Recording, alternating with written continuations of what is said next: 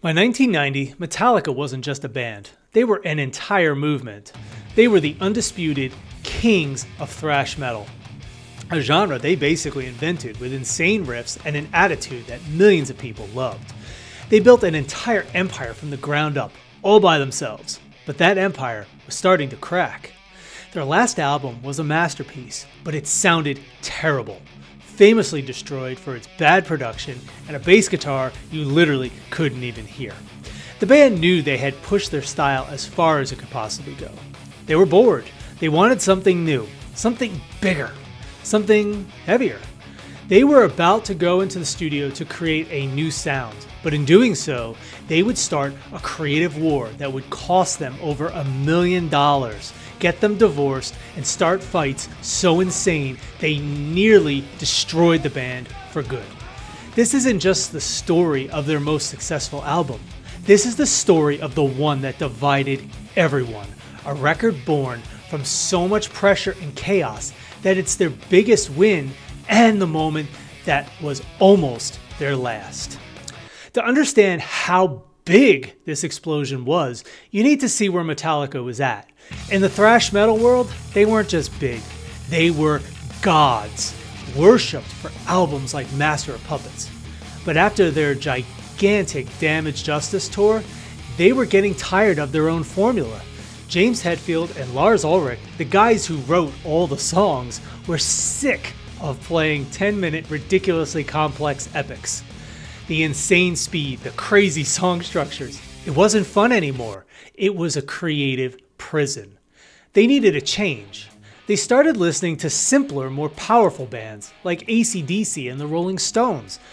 They wanted the vibe of an album like Back in Black, records with a massive groove that could grab every single person in a stadium. They wanted their music to punch you in the gut, not just show off how fast they could play. This need for a simpler, powerful sound was the spark. But to light that fire, they needed an outsider, someone who would challenge them and force them to break all their rules.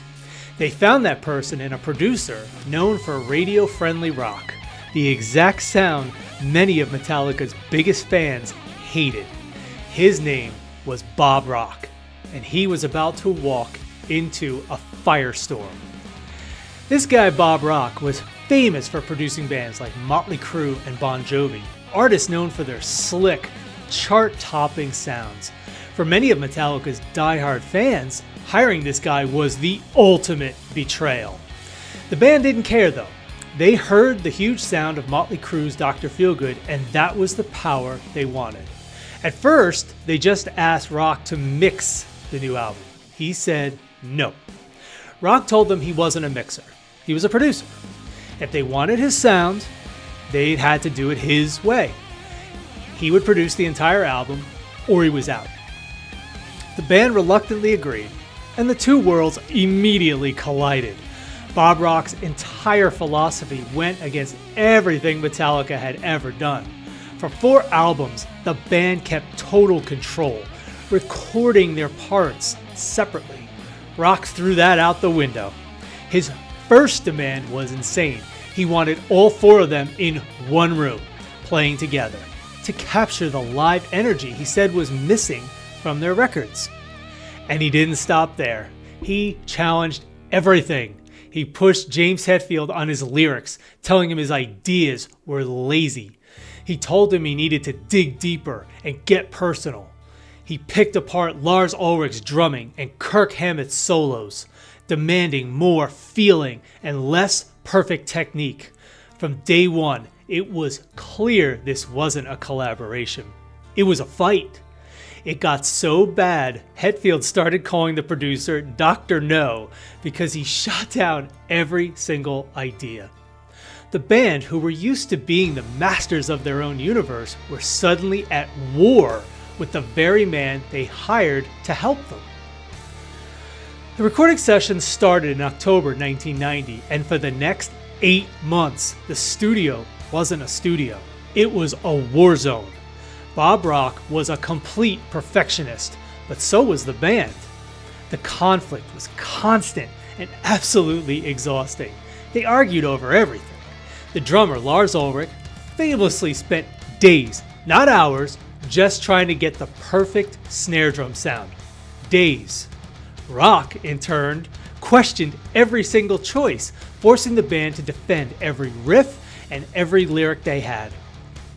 All this pressure in the studio was made worse by chaos in their personal lives.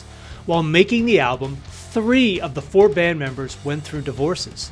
The emotional strain was unbelievable, and the studio was the only place to let out all that anger.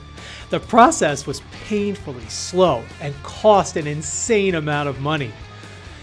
They would spend days on a single part of a song, doing 30 or 40 takes just to get it right. The album's budget went past $1 million, an unheard of amount of money back then. They literally had to remix the entire album 3 separate times before they could all finally agree it was done. The tension was suffocating. By the end, Lars and Bob Rock reportedly were not even on speaking terms. They were not going to even speak to each other. It was less like making a record and more like surviving a psychological experiment. The band was pushed to its absolute breaking point. They were making the biggest album of their lives, but the process was so brutal it almost cost the band itself. As Bob Rock later said, by the end of it, he never wanted to see them again, and the feeling was mutual. But out of all this fighting, something crazy started to happen. The friction between the band's raw power and Rock's perfect production created a sound that was completely new. That battle is baked into every single track on the album. Take their biggest song ever, Enter Sandman.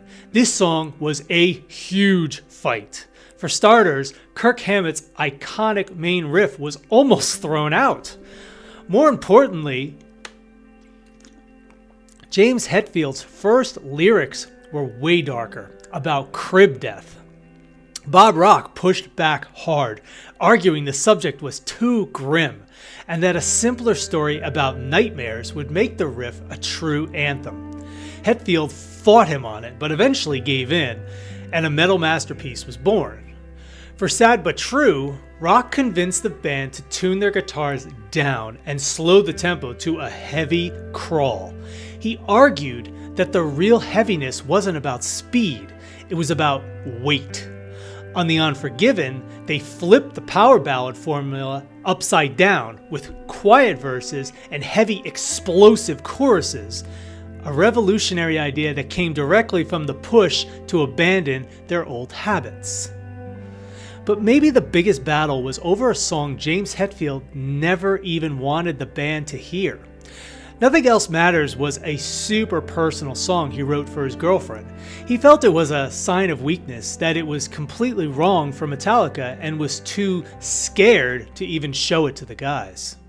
But Lars heard it and insisted they record it. Including that song was a huge step. It showed Hetfield was finally listening to Rock's demands to be more open and personal. That same vulnerability is all over The God That Failed, the first time Hetfield ever wrote about the pain of his mother's death and his issues with her faith.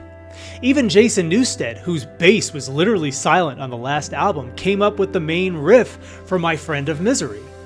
And while it was supposed to be an instrumental, the band's new collaborative process, forced by Rock, turned it into another dark, lyrical song. Every song on this album tells a story of a fight, a compromise, and insane growth. This album completely redefined what heavy metal could be, but it came at a massive cost. If you think this story is crazy, smash that subscribe button so you don't miss our next video.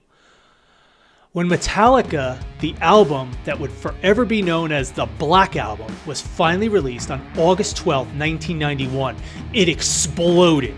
It went straight to #1 on the Billboard 200 and stayed there for 4 weeks, selling almost 600,000 copies in its first week. This had never happened for a metal band. The 5 singles, Enter Sandman, The Unforgiven, Nothing Else Matters, Wherever I May Roam, and Sad But True, took over radio and MTV. Metallica were no longer just the kings of thrash, they were global rock superstars. But for every new fan they gained, it felt like they lost an old one. The backlash from their original hardcore fans was fast and vicious. They were accused of selling out. The polished sound, the simpler songs, the ballads, it was all seen as a betrayal. Fans who loved the complexity of their old music were horrified. Some of them were so angry they were literally throwing their new CDs off bridges in disgust. A deep line was drawn in the sand, splitting the metal community between old Metallica and new Metallica that still exists today. The band's victory was a paradox. They got the global domination they wanted, but in doing so, they alienated the very fans that created them. The tour that followed was another brutal challenge, lasting for over 300 shows and pushing the band's physical and mental health to the absolute limit. They had won the war, but they were carrying some deep scars from the battle. Decades later, the legacy of the Black Album is as massive as its creation. It sold over 30 million copies worldwide and is one of the best-selling albums in American history. And get this, as of 2025, it has spent over 750 weeks on the Billboard Top 200 chart. That is absolutely insane. It didn't just make Metallica the biggest metal band on the planet, it dragged the entire genre into the mainstream, proving that the heavy metal music could be massive. It could have this massive commercial force to it. And yet, the album is still a lightning rod for debate. For many, it marks the end of an era. The moment the world's most important thrash band traded artistic integrity for radio play. For others, it's a masterpiece of songwriting and production, the perfect mix of heavy metal power and hard rock hooks. The brutal, conflict-filled process and the backlash that followed changed Metallica forever. It proved they could survive unbelievable pressure, but the war with Bob Rock, the personal chaos, and the split it created with their fans left a permanent mark. They had climbed the mountain, but the fight to get to the top nearly destroyed them. They created an album that would define their career, but it was a victory that came at a serious cost, and it set the stage for even bigger meltdowns that were still to come. The Black Album is a monument built on pure conflict. It's a record where every hit song is the ghost of an argument, every riff is a hard-won compromise, and its massive success is forever tied to accusations of betrayal. It pushed four musicians to their absolute limits, broke them down, and then forged them into the biggest metal band in the world. It was their commercial peak, their creative turning point, and the closest they ever came to falling apart. But what do you think? Was the Black Album a masterful evolution or the ultimate sellout? And what's the one song from it that you think defines its legacy? Let me know down in the comments. Can't wait to hear what you guys have to say, and thanks for watching.